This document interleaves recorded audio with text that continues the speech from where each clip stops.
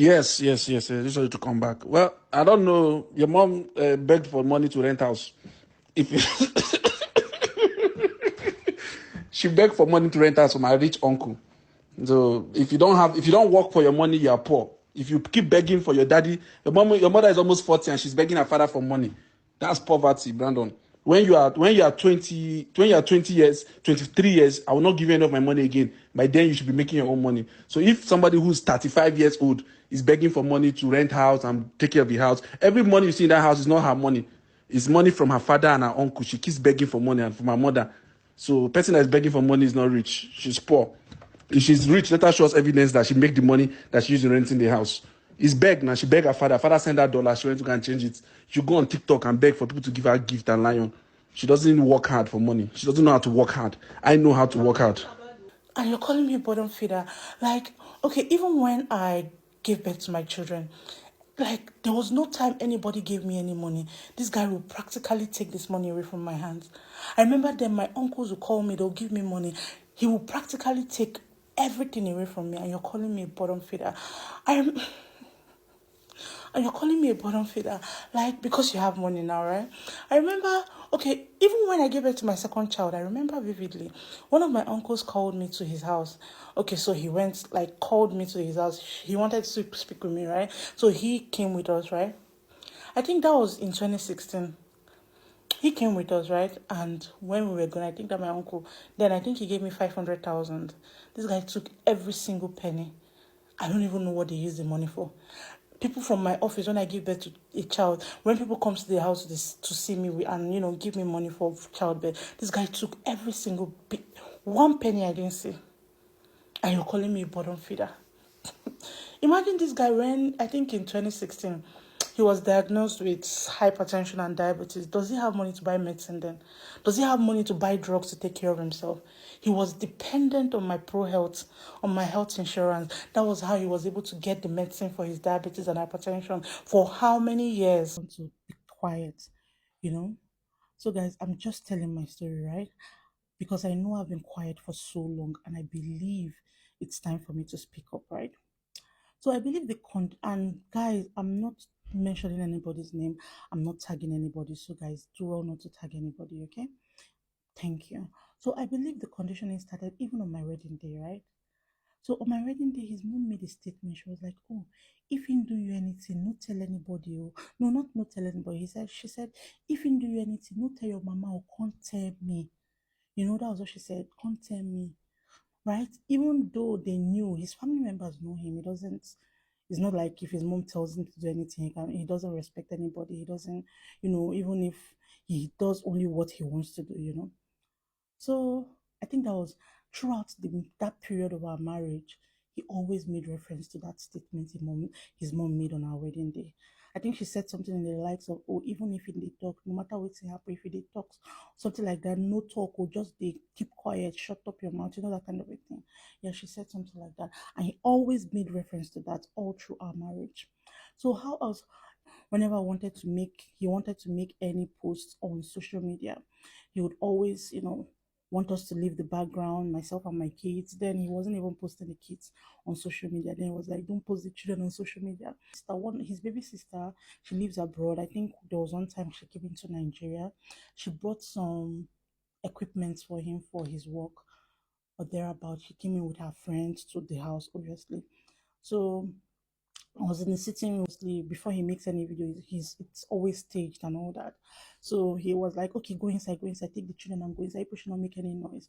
Like in front of the children, in front of her friends. I was so embarrassed that day, but obviously that's not the first time, you know.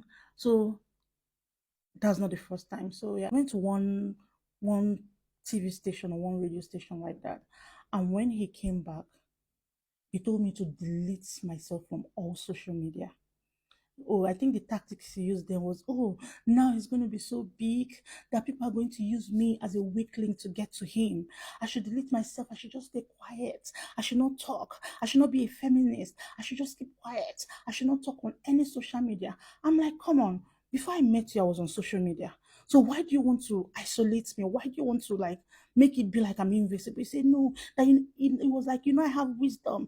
Obviously, then his manipulation to me then was always tagged as wisdom. obviously I have to do it, So that day he came back, I was like, delete it yourself. When you come back, just delete it yourself. So that day he deleted my social media, my Instagram, my Facebook. The Facebook I have now, it deactivated all my social media. So yeah, when I go back to my friends are asking me what happened, what happened. I have to tell them, oh, somebody hacked my account. Then I'm sure my friends remember this. Somebody hacked my account. So this guy actually tried to do that again, even after we were divorced. I think that was last sent me a message. If I talk to you, will you listen?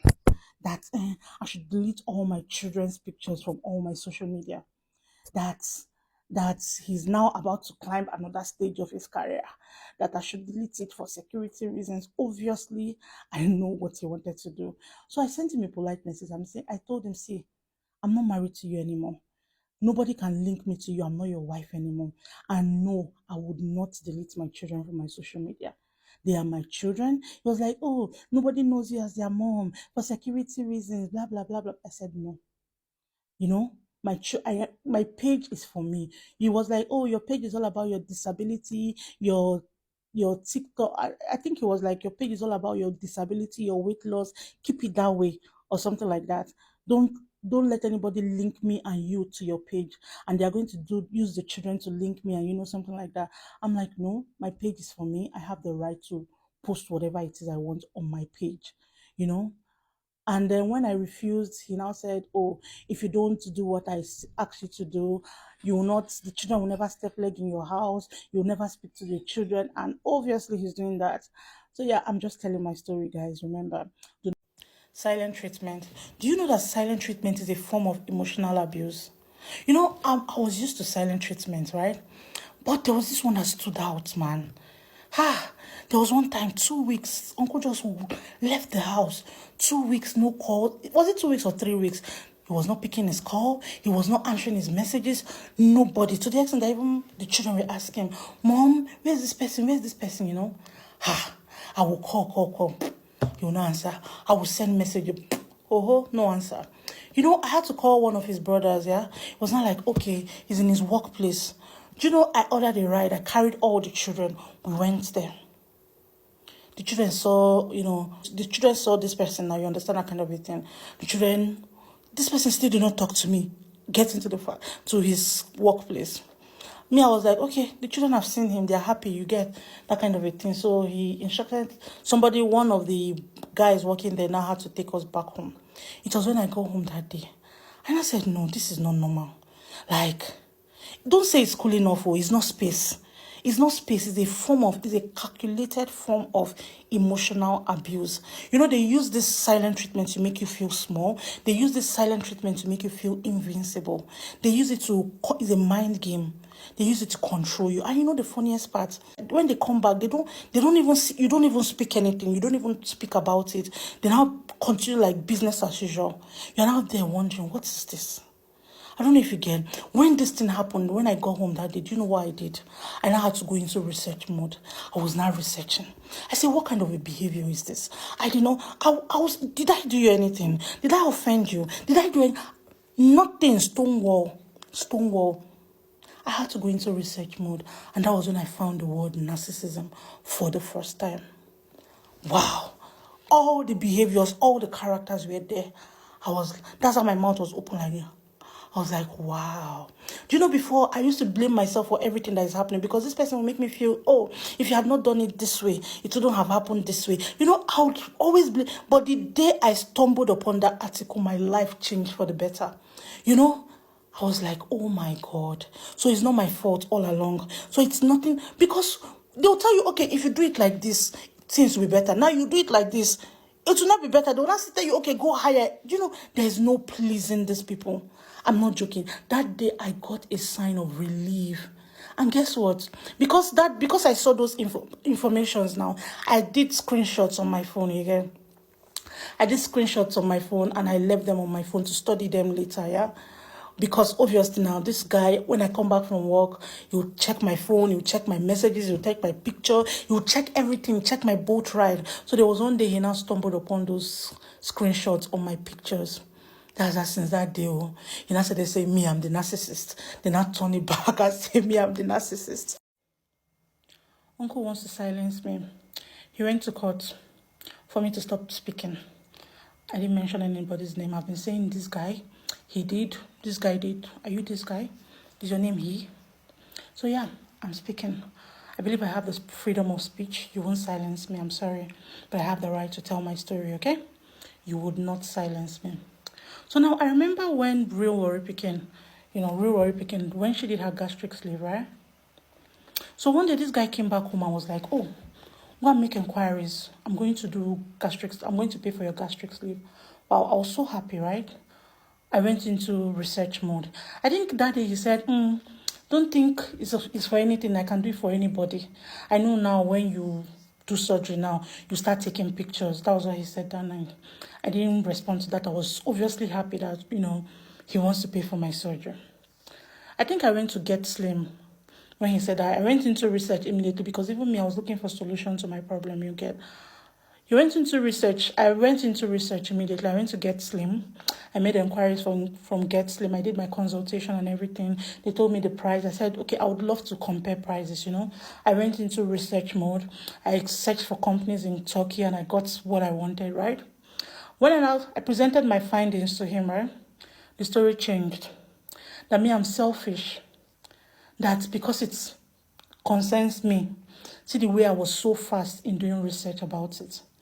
That I'm very selfish, that because they have a family history of diabetes and hypertension, that if there's anybody that deserves to do this surgery, it's going to be him. So he went to his family group. That's why I went to talk about this thing in the family. Like, I was on my own. You came to meet me and said you wanted to. Like, it's not, this guy on his own just came to meet me. And now the way he turned the story around, I think he went to his family member in his family group and was like, that me, I want to carry his money. I'm going to do gastric sleeve. That I'm so selfish that if there's anybody that should do the surgery, it should be him. I should go and discipline myself and lose the weight, then he will do the surgery.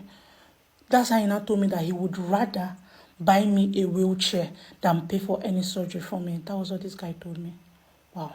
The day he told me this thing, I stopped talking to him about the surgery. I stopped talking to him totally about the surgery. That was what this guy told me, that he would rather buy me a wheelchair than to pay for my surgery. No. This is deep, man. Man. Nothing say I'm cheating. There was one day he will call me.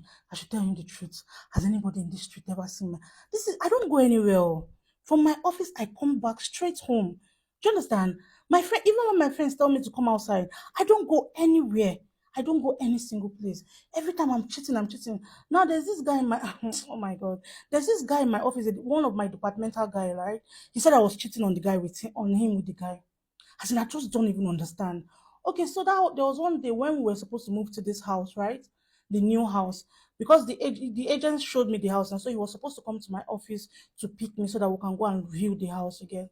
So the day he came to my office to pick me to view the house, this same guy that is accused, of course, the guy is in my department. Where else will he be? Will he be used because of me? And then I didn't even tell the boy what was going on. Will he use because of me and leave the department? Obviously, he came to my office that day to pick me. Let's go and see the house. Now he saw that guy there. As usual, now the normal him, he greeted everybody like nothing happened. Now we got into the car. Man, if you see the way this guy was riding, he was riding rough on the highway. I was holding the car like this, holding the car. He was saying, I'm doing office romance. I was swearing on my children's life. I said, I'm telling you the truth. I swear on my children's life. Nothing is going on between me and man. If you see how scared I was that day, then I don't know what happened along the line. A call started coming in because of how rough. If you see how rough this guy was driving,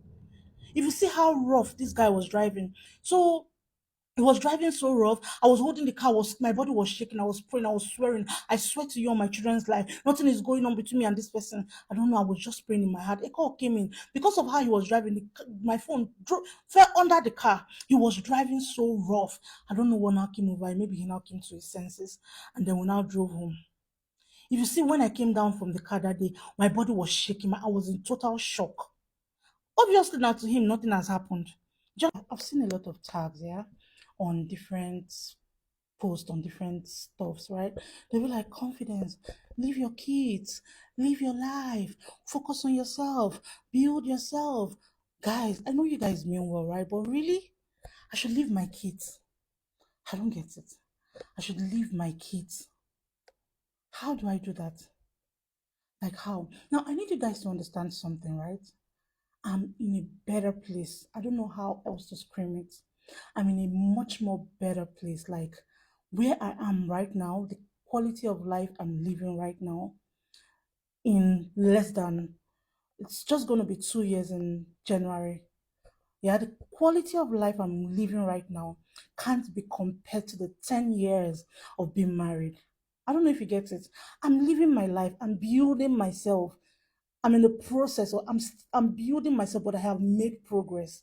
I have made tremendous progress. So you guys should not think like maybe this whole thing happened now. And no, I've dealt with whatever it is that you guys think I'm supposed to be dealing with now. I don't know if I'm making sense. I don't even understand how you guys will say I should leave my kids. Why? Makagini? How? Mbanum? For what? Why should I leave my kids? Why? Oh my God. My kids are worth fighting for. Now, it's better to try and fail than not try at all. They are worth it. I'm building my life. Every single day I wake up, I make real progress. I'm not joking. My life is like, how did it even start? I woke up one day thanking God for where He has brought me. Looking back at all the things I've been through and then seeing where I am right now, that was how this whole thing started.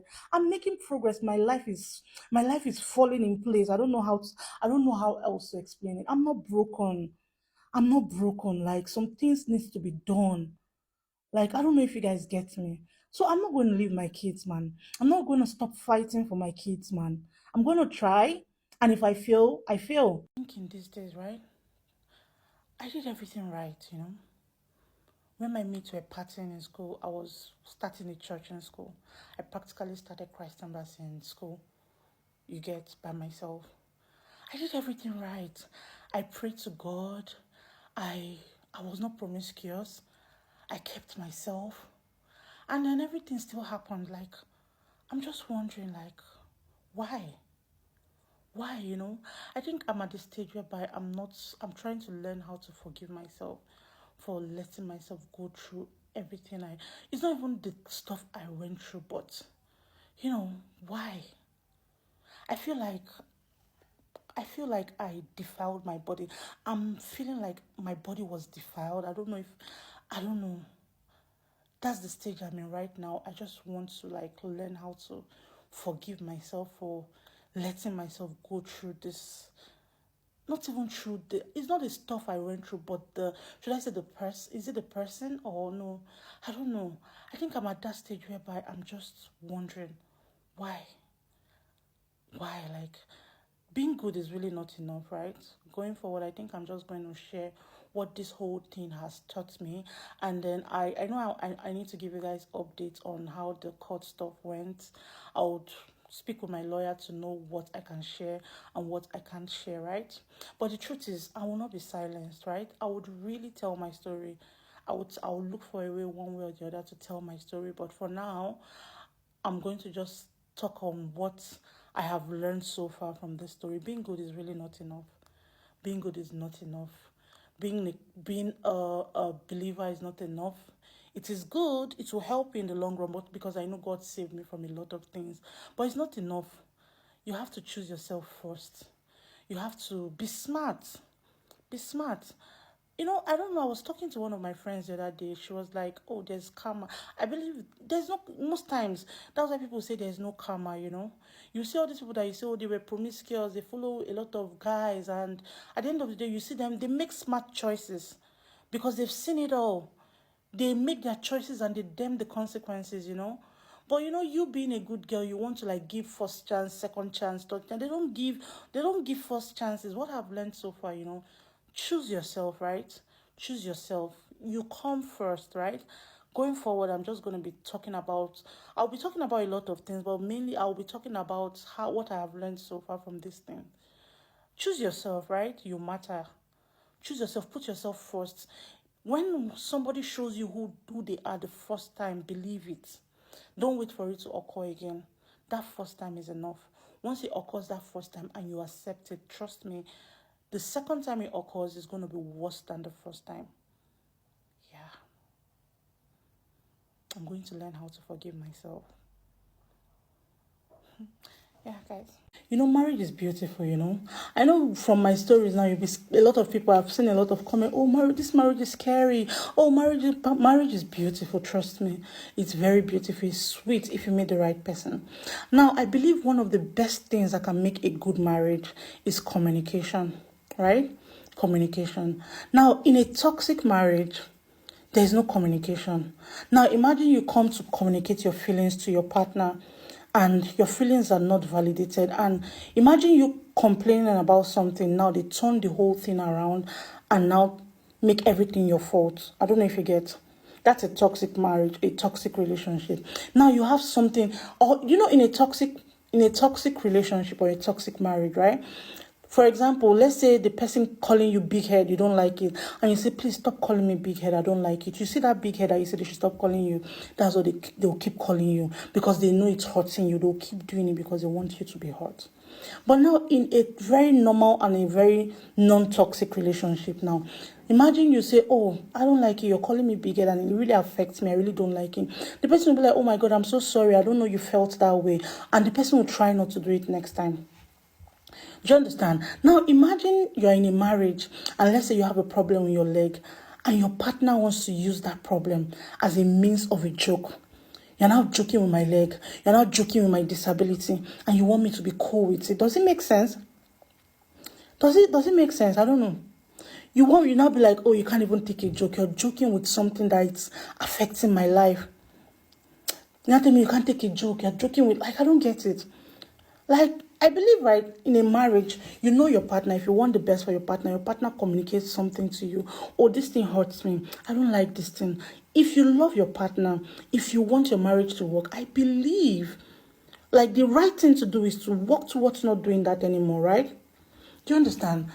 Not using the same thing that the person said, oh, I don't like. You now be like, oh, you can't take a joke. I'm joking. That kind of a thing. So I believe for a marriage to work, effective communication is very good. It's very important. And it's a two-way thing. It's not just on the man part, on the male part. It's on the female, even on the female part. If you know something that your partner doesn't like, people should communicate effectively. It's not when one person is communicating, the other person is blaming. One person is telling you how they feel. Instead of you to just stay there and take accountability, you're trying to push the whole thing to be the person's fault. And communication, I believe, is one thing that would make a good marriage, yeah?